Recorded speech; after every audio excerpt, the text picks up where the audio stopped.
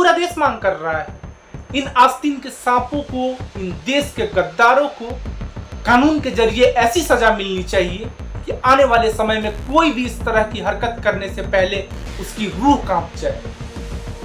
नमस्कार, मेरा नाम प्रिंस कुमार है और आप देख रहे हैं प्रिंस रिपोर्ट्स इंडिया। 10 नवंबर की रात 6 बजे देश की राजधानी दिल्ली के हृदय लाल किले के पास जो हुआ वह महज एक धमाका नहीं था। जांच के बाद यह साफ हो गया है कि भारत की संप्रभुता पर एक सीधा प्रहार। खबर शुरू करने से पहले मैं आपको 5 बड़ी हेडलाइंस बताना चाहता हूं जिसने इस केस की और शायद इस देश की भावी दिशा तय कर दी। फर्स्ट ऑफ ऑल हम देखें तो गृह मंत्रालय ने औपचारिक रूप से इसे आतंकी हमला घोषित कर दिया। 48 घंटे बाद ही घोषित किया, लेकिन कर दिया। यह केस अब पूरी तरह से एनआईए के हाथ में है। दूसरी है सीएफएसएल की डीएनए रिपोर्ट। उसने 100% पुष्टि की है कि फिदायीन हमलवार डॉक्टर उमर नबी ही था। व्हाइट कॉलर टेरर का चेहरा अब बेनकाब हो चुका है। तीसरा है जांच एजेंसियों के विश्वस्त सूत्रों और मीडिया की कई सूत्रों ने पुष्टि की है कि इस हमले के तार सीधे तौर पर पाकिस्तान स्थित आतंकी संगठन जैसे मोहम्मद से जुड़ रहे हैं। अमेरिका ने भी इस हमला को आतंकी हमला माना है, लेकिन हम इस बयान का एक कड़वा विश्लेषण भी करेंगे। पांचवा और सबसे बड़ा सवाल, भारत सरकार ने पहलगाम हमले के बाद जो एक्ट ऑफ वार की नीति घोषित की थी, क्या वो उसकी पहली और सबसे बड़ी अग्नि परीक्षा है? सबसे पहले बात तथ्यों की करते हैं। गृह मंत्रालय के प्रवक्ता का बयान आया और उसमें साफ कहा गया, प्रारंभिक फॉरेंसिक साक्ष्य और खुफिया इनपुट के आधार पर यह एक आतंकी कृत्य है। इस कृत्य को अंजाम किसने दिया? इसका जवाब भी डीएनए रिपोर्ट ने दे दिया। कार में मिला हुआ 100 पुलवामा के रहने वाले और फरीदाबाद की अल फलाह यूनिवर्सिटी में बतौर डॉक्टर काम कर रहे उमर नबी का ही। यह एक पढ़ा लिखा व्हाइट कलर फियादी है। यह आतंक का वह नया चेहरा है जो हमारे और आपके बीच डॉक्टर या इंजीनियर बनकर रहता है। यह एक स्लीपर सेल का हिस्सा है और यहीं से इस जांच का सिरा पाकिस्तान तक पहुंचता है। आधिकारिक तौर पर जांच अभी चल रही है। एनआईए ने, सरकार ने किसी भी आतंकी संगठन का नाम अभी अपनी प्रेस रिलीज में नहीं लिया है, लेकिन कई भरोसेमंद सूत्र और अन्य मीडिया सूत्र यह क्यों कह रहे हैं कि इसके तार जैसे मोहम्मद से जुड़े रहे हैं? ये सवाल जायज है और इसका जवाब अंदाज नहीं, इसका जवाब इन ठोस इंडिकेटर्स में छिपा है जो हमें एनआईए और आईबी के जांच के समय कई न्यूज चैनल के सूत्रों से मिले हैं, कई एक्सपर्ट्स के माध्यम से मिले हैं।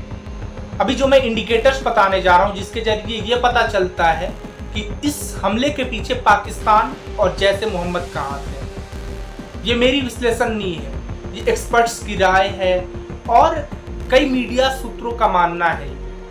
समझिए कि एजेंसियां जैस तक कैसे पहुंची। सबसे पहला और सबसे बड़ा सबूत है आईडी सिग्नेचर।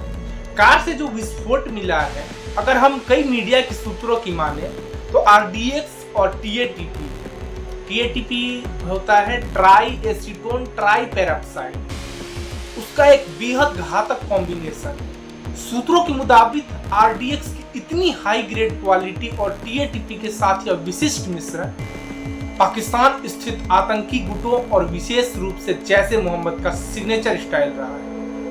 यह बिल्कुल वैसा ही है। उन्होंने पहले के कई हमलों में इस्तेमाल करने की कोशिश की।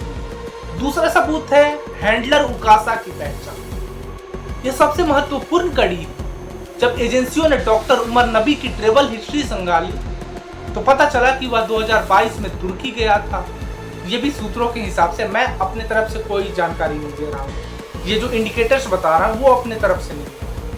इंटेलिजेंस सूत्रों के मुताबिक वह वहां उकासा नाम के एक हैंडलर से मिला।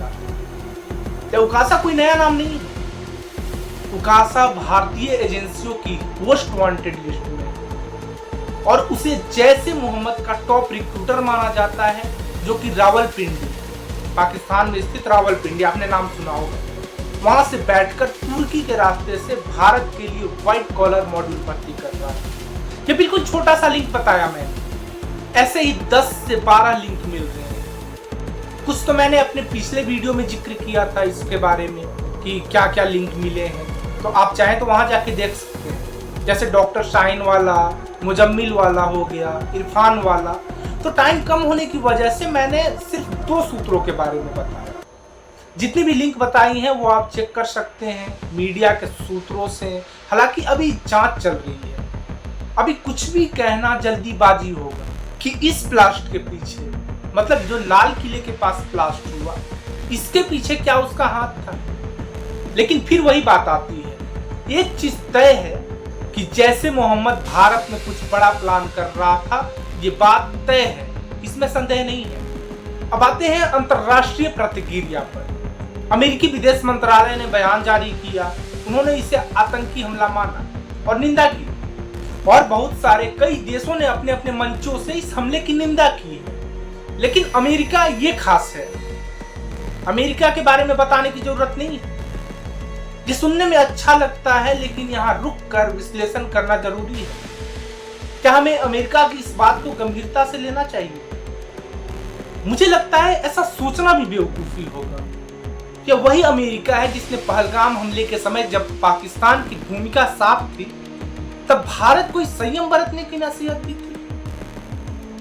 तब अमेरिका की आलोचना भारत के खिलाफ थी, और उसके बाद क्या क्या ड्रामा हुआ, टैरिफ से लेकर के कई एक्शन अमेरिका ने लिए। एक तरफ आतंकवाद के खिलाफ लड़ाई में खुद को सबसे आगे बताता है, और दूसरी तरफ ये दोगली नीति। हालांकि डोनाल्ड ट्रंप ने पिछले प्रेस कॉन्फ्रेंस में ये बोला था कि मुझे पता है कि अभी भारतीय हमसे नाराज हैं, लेकिन वे जल्दी खुश होने वाले हैं। तो इसका और इसका कोई लेना देना नहीं है। बस अब आता है एक्ट ऑफ वॉर।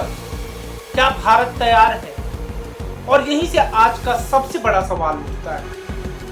एक बात आपको याद दिला दूं कि पहलगाम हमले के बाद ही भारत सरकार ने अपनी राष्ट्रीय सुरक्षा नीति में एक बड़ा बदलाव किया। सरकार ने साफ कहा था कि पाकिस्तान प्रायोजित कोई भी आतंकी हमला अब एक्ट ऑफ वॉर, यानी कि युद्ध की कार्रवाई माना जाएगा। 10 नवंबर का यह हमला उस नीति की पहली सीधी परीक्षा है। यह एक आतंकी हमला है, मिनिस्ट्री ऑफ होम अफेयर्स ने भी माना। यह फिदायीन हमला है, यह डीएनए ने माना। यह पाकिस्तान प्रायोजिक है, कई सूत्रों से पता चल रहा है, और इसी बात की वजह से जो देरी होगी सो होगी। अभी संकेत मिल रहे हैं, लेकिन रिपोर्ट आना बाकी है। हालांकि जैसे कि मैंने बताया, आखिर ये सबूत तो मिले हैं कि जैसे मोहम्मद कुछ बड़ा करने की कोशिश कर रहा था यहाँ, और उसके प्रूफ मिले हैं। और अब इंतजार है तो बस एक बात का, एनआईए के ऑफिशियल अनाउंसमेंट का। उनकी क्या अनाउंसमेंट होती है? उनकी अनाउंसमेंट के बाद सरकार क्या करेगी? क्या वह एक्ट ऑफ वॉर की अपनी ही घोषित नीति पर कायम रहेगी?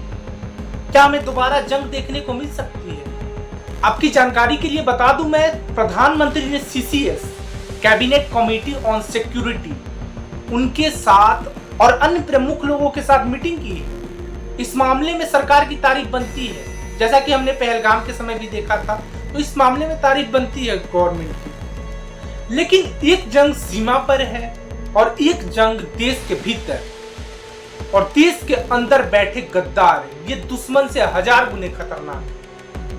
उमर नबी और इस मामले में कई लोग पकड़े गए, इस देश में पड़े, यही रोजगार मिला, और इसी देश की राजधानी में उसने खुद को उड़ा दिया।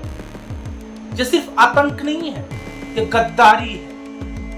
एनआईए ने जो फरीदाबाद और ओखला से 4 और डॉक्टर्स और 2 यूनिवर्सिटी स्टाफ को हिरासत में लिया है, वे व्हाइट कॉलर आतंकी। ये देश में छिपे वो गद्दार हैं जो हमारी और आपकी आड़ में रहते हैं।